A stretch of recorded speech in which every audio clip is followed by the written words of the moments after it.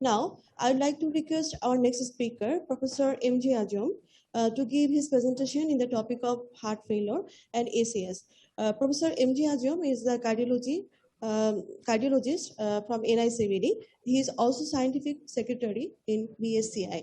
Professor M.J. Ajam, sir, please share your slide.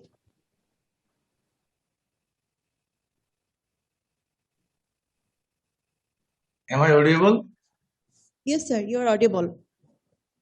Thank you, dear moderators. I must give special thanks to Professor Abdul Qadir Akondo and Dr. Amiruzzaman Lavlu and Dr. Mahmoudullah Firoz give me the opportunity to be here with you with my talk, heart failure and acute coronary syndrome. This is my potential disclosures. You know, I am not a promotional speaker for any company, but we do accept snacks or any evening tea in our presentation at Hotel Solar. Just for fun. Okay. Acute coronary syndrome and acute heart failure is a diagnostic dilemma, and it is a not rare combination, it's the most common combination. And as you know, heart failure and acute coronary syndrome are the global epidemics. If you look at this left panel, heart failure prevalence around 1.5 to 2.5% all over the world, daily increasing day by day. Similarly, acute coronary syndrome also a global epidemics increasing prevalence all over the world, mostly South America and South Africa, and in the North America it is around 30 to 40% prevalence, and in India and Bangladesh like it is around 20% prevalence. So if you look at this epidemiology of the acute heart failure with acute coronary syndrome, the incidence of ST elevation MI with heart failure almost similar to non-ST-MI around 15.6 versus 15.7. It is slightly reduced in unstable angina.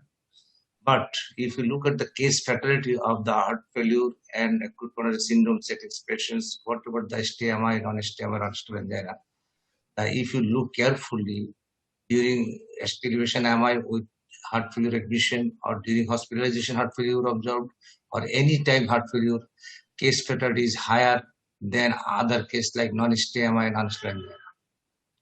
If you look at this slide, these all slide from the registry data, from the GRACE registry data, and this is the prognosis. If you see from admission to at the 6-month follow-up, the person who are present with acute coronary syndrome with heart failure at admission, it is around 21%, and the acute coronary syndrome without heart failure around 7%. It is 3 times greater in acute coronary syndrome with heart failure patients. So it is very significant and very dangerous. Similarly, if you look at the right panel, heart failure with admission, it is around 15% and or 14.7% like that. And if it is look at this year heart failure during hospitalization, it is around 21%. It is also significant. But interesting data was observed from the GRACE registry.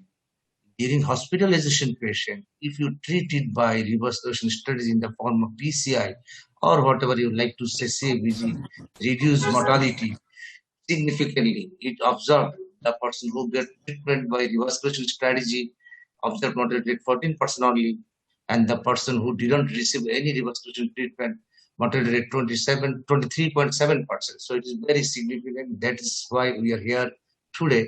If you look at this 5 years mortality events observed in case of reduced or preserved or borderline heart failure situations, critically analyzed, if you can see 75% patient may die from these heart failure conditions. What about the irrespective of heart failure status, reduced, borderline or preserved ejection fraction, whatever you say. So it is very deadly disease. We should give very emphasis. We should be very careful for the operation management. All you know, the stages of heart failure and annual symptoms are almost correlated in every situation, but it is confounding when it is associated with acute coronary syndrome. You know, acute coronary syndrome and heart failure presentation confusing and almost confounding by any other clinical situation. That's why it is very critically we should evaluate to manage our patient for getting better management strategy. This is the universal classification. As all you know, the universal definition classification, it is the new classification. If it is based on the ejection fraction, if less than 40%, it is termed as heart failure reduced ejection fraction. And if it is more than 50%, it is called preserved ejection fraction. If it is in between, that is called heart failure with mildly reduced ejection fraction. Interesting subset is found newly heart failure below 40% initially if treat you by appropriate drug and increase more than 10%, that is termed as heart failure with improved ejection fraction. Most interesting thing is that you look at this right side, this is the data from the Grace registry data. Television MI, especially acute coronary syndrome present with heart failure, mild to moderate heart failure, found LV dysfunction 20 to 25% cases, and severe LV system dysfunction we found 2 to 13% cases. And some extent, we are severe form of heart failure, actually cardiogenic shock present 5 to 10% cases observed. And this is the clinical phenotype and etiologies of heart failure. If you look at it here, then you can see the most common cause acute coronary syndrome is the heart failure. It is the Latin American study, but it is global. If you look at it, it is around 60 to 70% case of acute coronary syndrome resulting heart failures. If you look at the pathophysiology, critically, primary cardiac insult most commonly due to acute coronary syndrome, then it may cause myocardial dysfunction, leading to various pathophysiological changes and stimulated neurohormonal system that may cause stimulation of various pathways and causes sodium and fluid retention, vasoconstriction in the peripheral vasculature, and cause adverse cardiac remodeling, cardiac myocyte result, worsening cardiac functions that may lead to serious morbidity and mortality of our patients. If we understand the pathophysiology and rightly interpret these multiple pathways by various drugs, so we can easily overcome these situations and improve our quality of life. If you look at this, what is the optimum treatment optimization issue? As you know, acute coronary syndrome, which is a different subset, but in chronic condition, you can optimize whether it is compensated or non-compensated. As the acute coronary syndrome does not differ from the acute coronary syndrome management strategy as well as heart failure strategy, polypharmacy is the big issue to management of these particular situations. Of course, sequencing of drug also another issue, and we have to individualize that tailored therapy according to our patients. Priority and goals should be the paramount importance. What is the challenge from our clinicians? Trials. Yes, we have enough trial in regarding heart failure management, but ACS and acute heart failure, we don't have enough data. We have to depend on the registry data. Choice of drugs was another issue. Of course, interaction, efficacy, and safety profile of newer drugs should be critically evaluated. Now, question is that whether we should start many drug at low dose or few drug at higher doses. That is also another issue. Dear friends and colleagues, if you look the principal and physiological targets of heart failure to select your pharmacotherapy, as I said you earlier, the pathophysiological process stimulated by neurohormonal system interfere this 5 pathway. If we can modulate this 5 pathway by fantastic 4 drug as recommended by ESC and AHA, RNA beta blocker, MRA or SGLT inhibitor with that fantastic result. Sometimes we don't control our heart failure situation in some other region. There may need other additional drugs like ivabradine and hydralazine or vericiguat in indicated cases. So we should be judicious to our management strategy. How you can sequencing our drugs? As you know, SC inhibitor, beta blocker, MRA, RNA SGLT inhibitor, initially it is older sequences, usually need to 4 to 6 month time to sequencing your drug to get your optimum result. Now new sequencing is advocated. You can start by beta blocker or RNA or MRA, then SGLT inhibitor, 1 to 2 weeks follow-up, and you try to reach up within 4 weeks to maximum tolerated doses to get your better benefit. Either you can use it or another you can use it beta blocker or SGLT inhibitor plus RNA or MRA.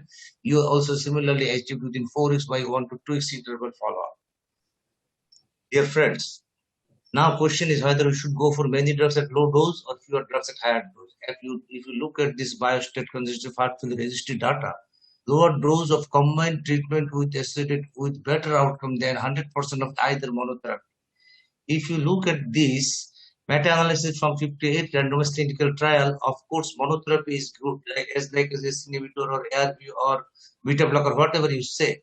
But it is much more add-on beneficial effect you get found by combination therapy like RNA, beta blocker, or mRNA like drugs. So we can summarize in that particular situation, we should target multiple pathways and start low dose and individualized medication sequencing based on the patient's status, especially volume status, blood pressure, heart rate, potassium, and GFR. monitor frequently for changes, and we should aim for randomized clinical trial. Target doses or highest tolerated doses that will allow our patient to maintain ambulatory urinate. And most confusing situation, especially when acute heart failure with acute coronary syndrome, there are usually 4 classical subset usually we face in our practice. Patient with acute heart failure with chest pain with normal troponin, patient with acute heart failure with elevated troponin but without chest pain. These 2 subset you can tackle by further investigation. If you know not found any early invasive strategy requirement criteria, then you should keep them in conservative treatment strategy. But thing is that when patient with acute heart failure with chest pain with elevated troponin and ECG shows a stimulation MI, you should go for primary PC strategy. If not possible, then go for thrombolytics. If it is you found it is non-ST elevation MI, that you should consider the early invasive strategy with your colleagues. In this COVID, there are type 1 and type 2 MI. You cannot differentiate. The angiography is the only answer how to differentiate type 1 and type 2 MI, as well as you can treat this other confounding treatment variation. This is the most important thing, especially with ACS. You should treat it properly, that you should optimize your heart failure management. Otherwise, patient develop refractory heart failure. I show you 2 wonderful cases. One case, 66 years male, attend our hospital, ST elevation MI with unstable hemodynamics. His disease was infiltrated ST elevation. His baseline ejection fraction around 45%. He underwent cath and found LED 100% occlusion and RCA also 100% occlusion. As a primary PCI strategy, he picks up complete devasculation, RCA and LED as well. And this is the final result after discharging. This is the final result. After discharge, during the discharge, patient kept on deputy statin, beta blocker, SC inhibitor, and MRA, and diuretics off and on. But during the discharge PCI follow-up, echo was found 52%. That is around 7% EF is gained during hospitalization. If you look at our second case, this is 53 years male, ST elevation MI, attend our hospital and tackled nicely by primary PCI to LAD. And subsequently follow up after 14 months. He presented to our hospital with worsening heart failure situations, found his ejection fraction was 33%, and his end terminal proBNP was 35,000, and ECG shows complete LVO with QRS duration more than 160 millisecond. That's why that's time we plan to implant a CRTD, and this is the video. Sorry, this is the running. Okay, then we kept the patient fantastic 4-drug RNA, 50 milligram VD and carbidopa 12.5 milligram VD and SGLT2 inhibitor, empagliflozin, and also MRA 25 milligram VD. Then patient discharged with echo and found ejection fraction was 43%. Dear friends and colleagues, that's why we are advocating time-dependent therapies for post-MI patient with heart failure patient. It is very much important to determine how timely fashion we should treat our patient. In 0 hours, acute coronary syndrome with heart failure, definitely it is undertreated. We should emphasize aggressive treatment like PCI, primary PCI facilities there, not lytics. If it is non-STMI, they go for early invasive strategy. Our primary target to start AC inhibitor and beta blocker within 24 hours is because the presentation is heart failure, then we should not give beta blocker first 24 hours. We should evaluate after 24 hours either the beta blocker therapy should be feasible or not. But we should start AC inhibitor or RNA, whatever you like, whatever you have facilities, you should start as soon as possible. Then you should start MRA within 7 days. That gives the mortality benefit, of course, beta blocker 30%, and AC inhibitor also go 30 to 34%, and aldosterone antagonist also give you 1/3 mortality benefit. Then the crucial event when you give a discharge, then you should make a proper follow-up plan to optimize your maximum medication within next 4 weeks. This is also elaborated presentation of this previous slide. If you look at this beta blocker should not be considered if you have the cardiogenic shock risk. If more than age 70 years, systolic blood pressure less than 120 or technically more than 110 or heart rate less than 60. Dear friends, we should remember our target to start beta blocker as soon as possible. But our target to achieve our targeted heart rate on the top of to achieve the maximum guideline mediated directed dose. AC inhibitor also similarly, you should add AC inhibitor by keeping blood pressure above 100, and if ejection fraction less than 40%, definitely patient has mortality benefit. Also, ARB also you should start, aldosterone antagonist also you should start. My importance is early revascularization should be as soon as possible. The only therapy proven to reduce mortality in MI patient presenting with cardiogenic shock. But one thing we should remember, in MI setting, routine use of IVP is not indicated to reduce infarct size or to manage cardiogenic shock. This is also very important things. If you see the acute heart failure with acute coronary syndrome, we usually find in our clinical practice 5 to 10% in severe cardiogenic shock. If we left which is untreated, 70 to 90% patient may die. If we treat by intervention, early invasive intervention, then we can save some potential lives. It is proven by published randomized clinical trials, especially post-hoc analysis from the EPSIS trial, showed it reduced all-cause death, cardiovascular death, sudden cardiac death. But question is that whether it was gain of ejection fraction. Multiple registry shows in hospital, ejection fraction may improve if you in hospital setting 2% to 8% and post-discharge setting 3% to 12% may be improved.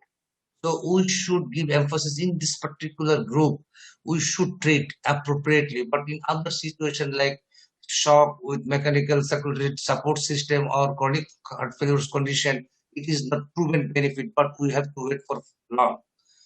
If you look at this, if you look at the shocking data about the shock, despite huge advancement in revascularization, pharmacotherapy, and mechanical devices, mortality of shock has remained constant for 50% for last 3 decades. Don't be panic, but to treat. Already 1 minute time. This is my last slide. This is my last slide. Thank you. And this is my take-home message. Heart failure is a common and ominous complication associated with all form of ACS. One should remember ACS and acute heart failure are undertreated and need more aggressive treatment strategy. The initial pharmacological management of ACS in patients with acute heart failure should not differ from standard pharmacological treatments. First of all, lower dose of combined therapy is associated with better outcome than monotherapy.